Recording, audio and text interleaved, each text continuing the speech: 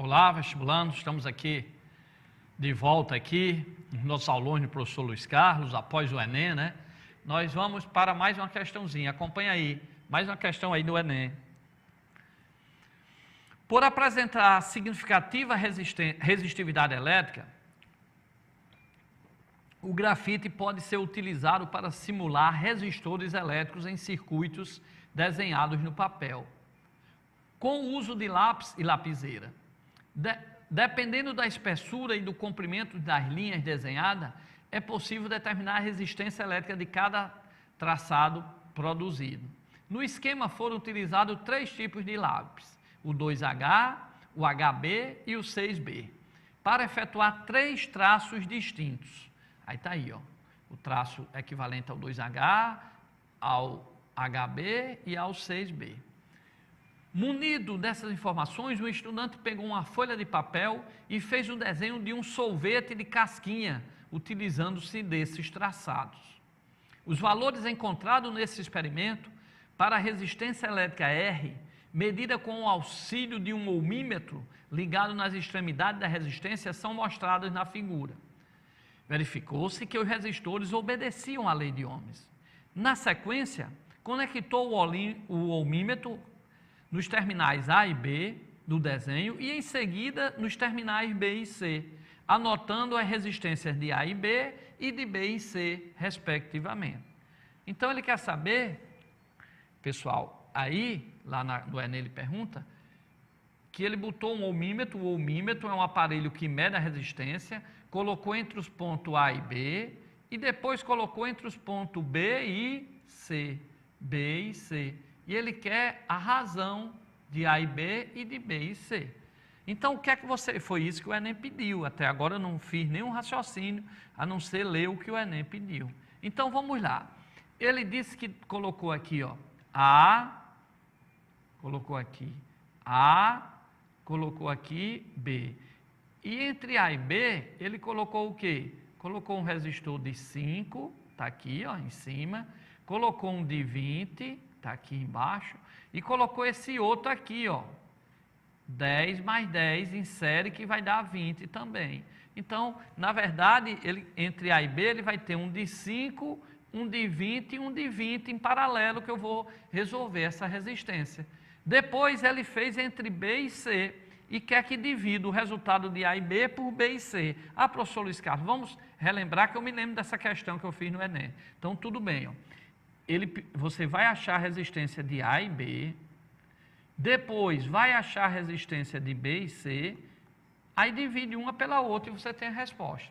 Como é que eu vou fazer a resistência de A e B? Vamos lá, ó. Vou fazer de A e B, você faz em casa de B e C, tá certo? De A a B, o que é que eu tenho entre A e B? Observe que eu tenho logo 5 kΩ aqui em cima. Então, vou passar aqui para essa ponta, e vou fazer entre A e B. Entre A e B, o que é que eu tenho lá em cima do sorvete? A gente tem uma resistência de 5 kΩ, ok? 5 kΩ.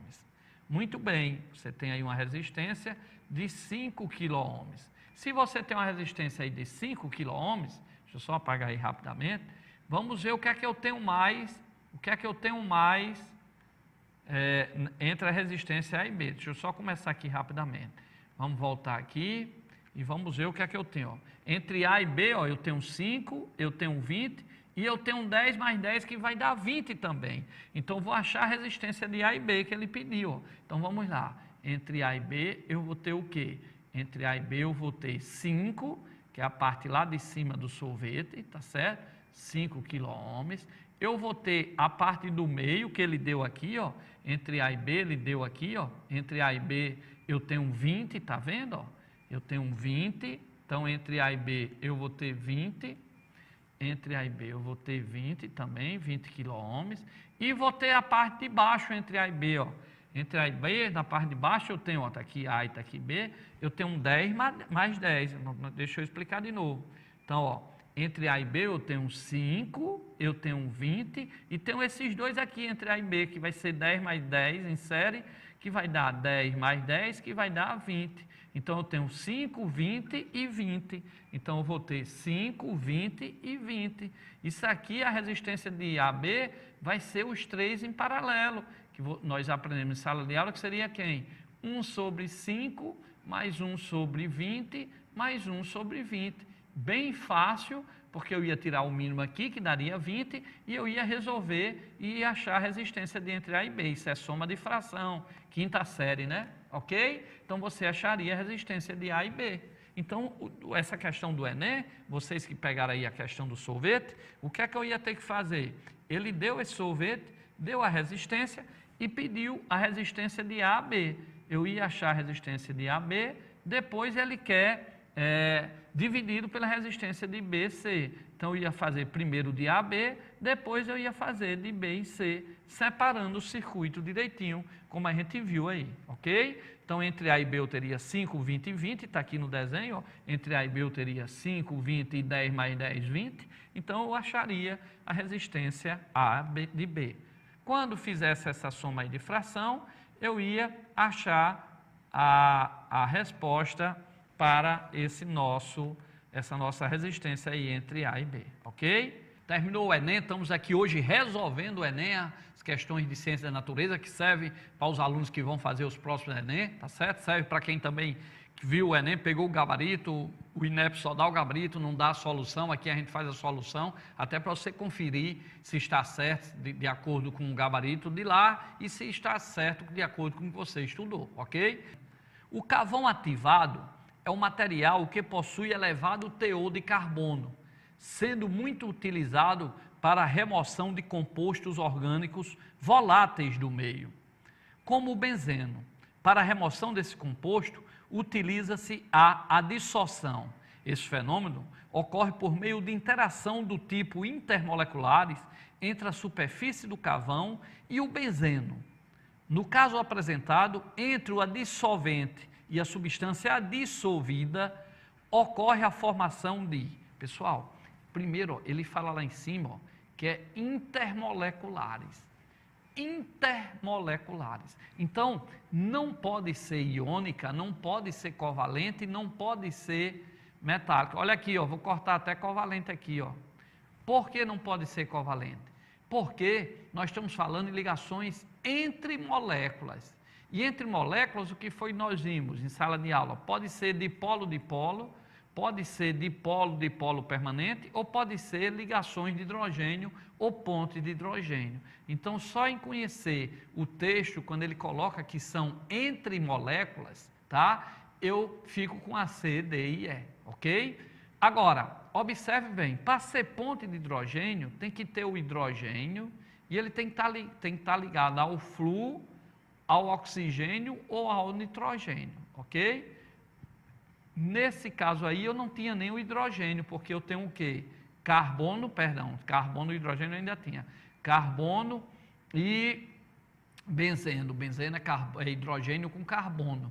Então, como eu tenho carbono e benzeno é C6H6, eu não tenho hidrogênio ligado ao flúor, nem ao oxigênio, nem ao nitrogênio. Então, não podem ser ligações de hidrogênio, ou seja, não pode ser ponte de hidrogênio. Então, apagando aí, aproveitando aí para apagar, pessoal, eu vi que só sobrava essas três, porque as ligações são entre moléculas. Como não tem hidrogênio, quer dizer, tem o hidrogênio, mas não está ligado ao flúor, oxigênio e nitrogênio, não pode ser ligações de hidrogênio ou ponte de hidrogênio. Só sobra dipolo-dipolo induzido e dipolo-dipolo permanente. Ora, eu tenho quem? Eu tenho um benzeno, que é uma molécula simétrica, é apolar, a gente viu isso, com carbono. Então, se é apolar, tem que ser o quê? Induzido, não pode ser permanente. Permanente é quando a molécula é polar. Então, correta a letra D. Eu coloquei aqui, ó, no caso apresentado, entre o carvão e a substância adissolvida, o benzeno, ocorre a formações do tipo dipolo-dipolo induzido, ok? Era só lembrar, vimos muito isso em sala de aula, que o benzeno é uma molécula polar. Como é molécula polar, tem que ser dipolo-dipolo induzido. Se fosse uma molécula polar, tinha que ser dipolo-dipolo permanente. E se viesse a água, o ácido fluorídrico, o amônio, NH3, seria ponte de hidrogênio. Então, resposta aí, foi bem trabalhada aqui com vocês, quem prestou atenção a essas aulas aí, matava logo, ó, intermoleculares só pode ser essas três, covalente não pode, iônica não pode. Como a substância é benzeno, e benzeno é apolar, quando é apolar tinha que ser induzido. ok? Vamos para mais uma questãozinha aí, estamos lembrando, nós estamos aí corrigindo o Enem 2016, a parte de ciências na natureza. Não vai ser só uma aula, vamos ter outras aulas, porque são muitas questões. Vamos para a próxima questão aí. A magnetohipertermia é um procedimento terapêutico que se baseia na elevação da temperatura das células de uma região específica do corpo que estejam afetadas por um tumor. Neste tipo de tratamento, nanopartículas magnéticas, pequenas partículas magnéticas, são fagocitadas pelas células tumorais. E um campo magnético alternado externo é utilizado para promover a agitação das nanopartículas e, consequente, aquecimento da célula. A elevação de temperatura descrita ocorre por quê? Ocorre porque, para cá, para cá, para cá. Pessoal, eu tenho uma nanopartícula. Temperatura é o grau de agitação de um corpo. Eu não tenho calor, eu tenho temperatura, porque minhas moléculas estão se agitando. Calor aparece quando há uma diferença de temperatura entre você e um outro objeto. Aí surge calor, que é uma forma de energia. Mas o que ele perguntou aí é como é que as nanopartículas são aquecidas, tá certo? Para as nanopartículas ser aquecidas, elas têm que estar se movimentando. Então, quem vai fazer isso é exatamente o campo magnético variável que vai fazer ela girar, tá certo? Que vai fazer ela estar mudando aí de sentido, já que o campo magnético variável, ele muda de sentido. É um campo magnético, por exemplo, que produz a nossa corrente alternada, né? Quando você tem um campo magnético e um fio, se você está esse campo em movimento, ou o fio em movimento, você produz aí essa parte de agitação, você produz a corrente alternada. Então, vamos voltando aí para a questão. Ó. Ele perguntou, ó, a elevação da temperatura descrita ocorre porque, veja a letra B, o campo magnético alternado faz as nanopartículas se mexerem, girarem, transferindo calor por atrito. Então, essa é a resposta mais coerente que estaria aí de acordo com a questão que veio aí no Enem, ok? Vamos para mais uma questãozinha aí, acompanha aí, mais uma questãozinha aí que foi do Enem. Estamos corrigindo a prova de Ciência da Natureza do Enem 2016, a parte de Física e Química. Ele diz o seguinte, o aquecimento de um material por irradiação com micro-ondas ocorre por causa da interação da onda eletromagnética com o dipolo elétrico da molécula. Um importante atributo do aquecimento por micro-ondas é a absorção direta da energia pelo material a ser aquecido.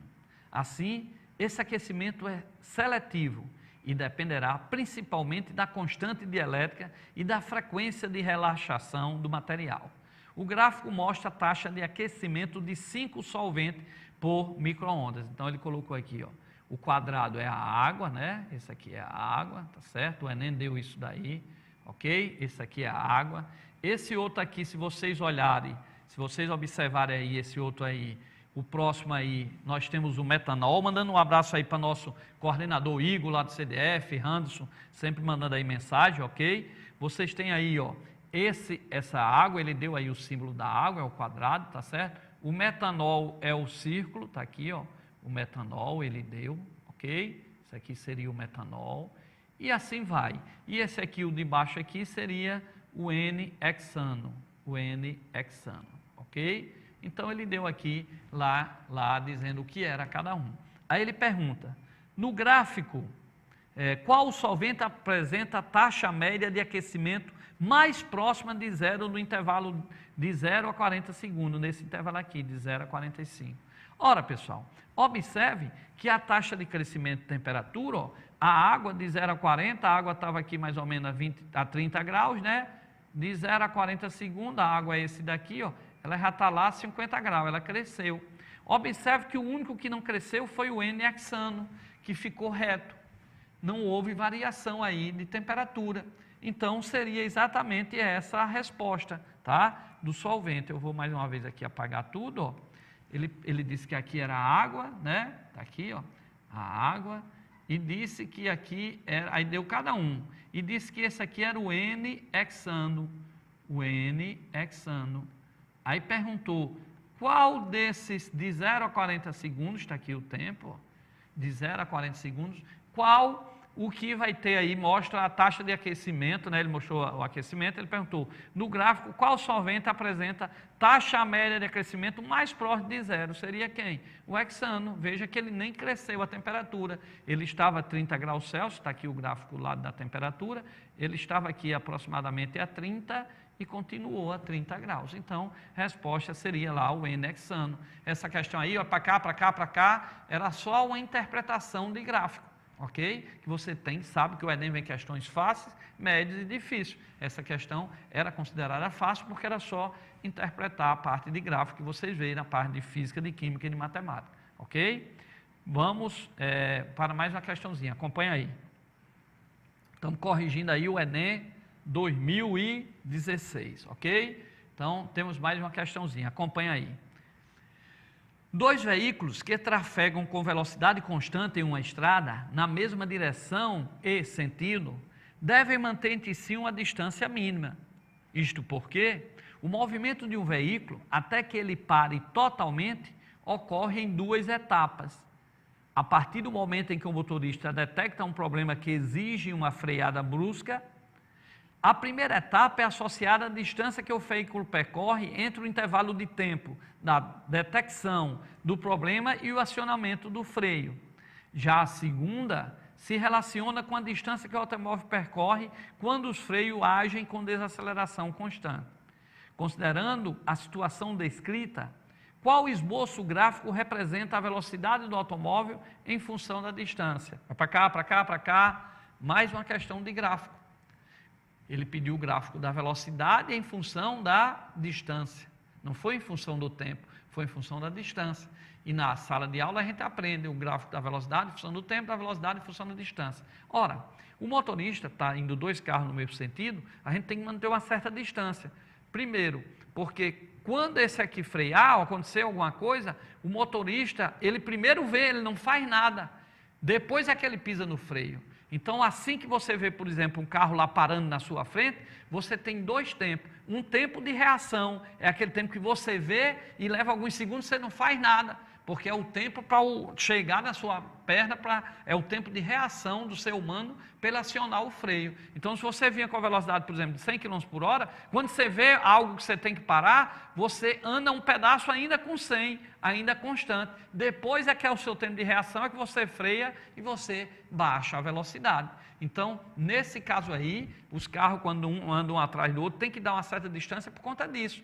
Porque quando você vê que tem que frear, você mesmo quando percebe, você ainda anda um pedaço com velocidade constante e depois é que diminui, porque é o seu tempo de reação, de ver e acionar a sua parte motora para pisar no freio, ok? Então, olhando aí para os gráficos, voltando aí para o gráfico, você vai ver todos os gráficos têm velocidade, ó, velocidade em função da distância. Então, observe que existe uma parte que você vai ficar constante. Então, só o gráfico que tem constante, só o gráfico que aparece aqui, uma parte constante, é esse e esse. Então, esses dois já estão eliminados, e o quinto também, que eu não botei aí, não saiu na figura, na letra E. Então, você tinha a primeira parte constante. Por quê? Porque assim que você vê, é o que a gente chama o tempo de reação. Você vê, mas você tem um tempo entre você ver e acionar o seu pé para frear. Então, a velocidade do móvel ainda continua um pouco constante. Está aqui na letra B e D, ela é constante. E depois a velocidade cai. E por que cai assim? Como é que a resposta certa é a letra D e não a letra B? Por que não cai assim? Porque é em função da distância. E a velocidade em função da distância, pela equação de Torricelli, elas variam ao quadrado, né? Elas são inversamente proporcional ao quadrado. Então, por isso que é uma parábola, um pedaço de uma parábola, a letra D. Se fosse velocidade em função do tempo, seria a letra B. Então, só apagando aí, para fechar essa questão. Então, o que é que ocorre? Tem um tempo de reação, que a velocidade fica constante, depois a velocidade cai, letra D, cai como uma parábola, porque é em função da distância. Era só lembrar de Torricelli, ó. V2 é igual a V02 mais ou menos 2A delta S, ok? Então, velocidade e distância é ao quadrado, é uma parábola, seria aí a letra D. Se fosse velocidade em função do tempo, aí nós, se fosse velocidade em função do tempo, nós não íamos marcar essa aqui, a letra D, iríamos marcar a letra B. Velocidade em função do tempo, se fosse tempo em vez de distância, é uma reta, é linear, ok? Mas como ele botou distância, então fica correto a letra D, uma parábola. Beleza, vestibulando? Para cá, para cá, para cá. Estamos chegando aí já ao fim do nosso programa, mas temos ainda mais umas questõezinhas que nós vamos tentar fazer aqui hoje, ok? Então vamos para a telinha aí, Jonathan, pronto, chegou aí, ó. Correção do Enem, parte de Física e Química, parte de Ciência da Natureza. Primeiro, em relação àquilo que chamamos água, quando congela, parece-nos estar a olhar para algo que se tornou pedra ou terra, mas quando derrete e se dispersa, está a tornar-se bafo e ar. O ar, quando é queimado, torna-se fogo, inversamente. O fogo, quando se contrai e se extingue, regressa à forma do ar. O ar, novamente concentrado e contraído, torna-se nuvem e nevoeiro. Mas a partir desses estados, se for ainda mais comprimido, torna-se água corrente. E de água torna-se novamente terra e pedras. E desse modo, como nos parece, dão geração uns aos outros de forma cíclica. Isso aqui foi Platão no seu livro lá, Timeus, né, escrito lá naquela época antes de Cristo, ok? Platão lá, do tempo, foi um discípulo lá do Sócrates, né, na época lá da Grécia, né, que foi o primeiro a tentar explicar o mundo pela razão e não através só da mitologia, ok? Do ponto de vista da ciência moderna, os 4 elementos descritos por Platão correspondem, na verdade, à fase sólida, líquida, gasosa e o plasma da matéria. As transições entre elas são hoje entendidas como consequência macroscópica de transformações sofridas pela matéria em escala microscópica. Excetuando-se a fase de plasma, essas transformações sofridas pela matéria em nível microscópico estão associadas a uma. Então, pessoal, estamos falando de mudança de estado físico. Letra A, troca de átomos. Não, porque mudança de estado físico, para cá, para cá, para cá, quando a água é gelo e derrete e passa a ser líquida, ela não muda o seu número de prótons do núcleo, ela não muda, ela só muda o seu estado físico. Não é uma reação química, não é uma ligação química que foi rompida e outras que foi gerada, não gera uma nova substância. É água no estado sólido, que é gelo, e é água no estado líquido, que é a água que a gente chama no dia a dia. Ok? A gasolina, quando evapora, continua sendo gasolina. Então, a mudança de estado físico não gera novas substâncias, ok? Então, voltando lá ao texto, letra A, troca de átomos? Não há troca de átomos, porque se é mudança de estado físico, não gera novas substâncias. B, transmutação nuclear? Muito menos. O que caracteriza o elemento é a quantidade de prótons no núcleo. Uma mudança de estado físico, não há transmutação nuclear, não transforma outro elemento, né? Isso aí é para lá de radioatividade. Letra C, redistribuição de prótons? Jamais. Os prótons é trancado, não geram uma nova substância. Letra D, mudança na estrutura espacial formada pelos diferentes constituintes do material. Correto. Para cá, para cá, para cá, o gelo tem uma forma espacial, na água líquida ela tem outra forma, ok? Eu agradeço pela atenção, fiquem com Deus, comigo o professor Luiz Carlos Noronha, resolvendo o Enem.